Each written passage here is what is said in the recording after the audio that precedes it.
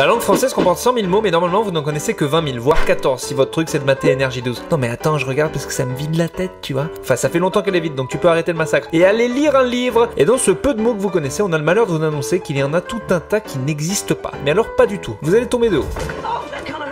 Numéro 1, nominé. Nominé, c'est comme Kate Upton et Kit Harington, c'est très joli, mais c'est anglais. Donc arrêtez de le dire. Oui, on sait au César, ils le disent tout le temps, mais en même temps au César, ils disent aussi que le cinéma français c'est super et que la cérémonie sera courte. Donc est-ce qu'on peut vraiment les croire? Numéro 2, fuiter. Non, ça n'existe pas, fuiter. C'est un néologisme très utilisé par les journalistes pour dire qu'ils peuvent enfin dire un truc qu'ils savaient depuis longtemps mais qui gardaient secret pour des raisons obscures.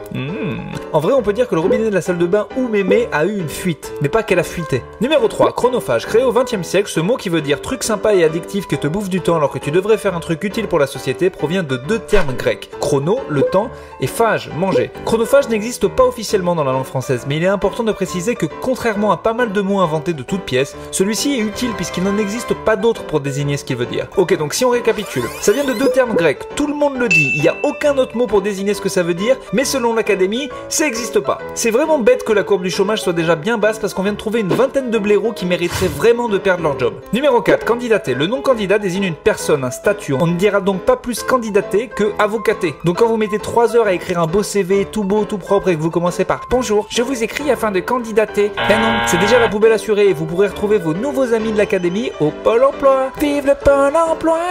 Numéro 5, procrastinateur. À force de passer votre temps à faire des trucs chronophages, ça existe pas chronophage. Mais fermez-la vous, si ça existe, ok? Par contre, procrastinateur, c'est pareil, ils ont pas voulu le reconnaître. Et bon là, il y a un autre mot pour le dire, c'est gros gland. Numéro 6, abracadabrantesque. Rendu célèbre par notre grand copain Jacques Chirac, le terme est un néologisme inventé par Arthur Rimbaud dans son poème Le cœur supplicié, et donc un mot qui n'a pas sa place dans le dictionnaire.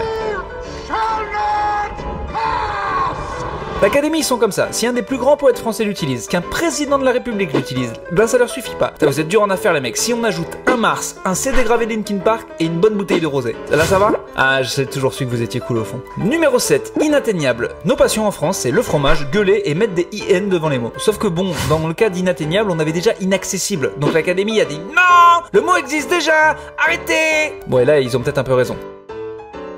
Numéro 8, générer. À la base issu de l'étymologie latine genus, qui a également donné gène et génération, générer est revenu à la mode sous l'influence de l'anglais to generate. Bon alors celui-là on leur a vraiment chouré, mais c'est de bonne guerre qu'on leur pique des mots aux anglo-saxons, eux ils nous en ont pris plein. Bon par contre des mots on en avait déjà plein, du coup on ferait mieux de leur voler à la recette pour faire des bonnes séries ou de la bonne musique.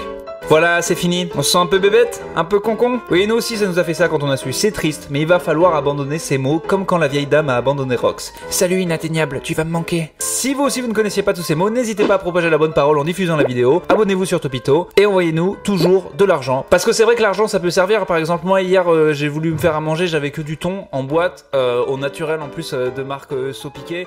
Du coup, moi j'aimerais bien des fois manger.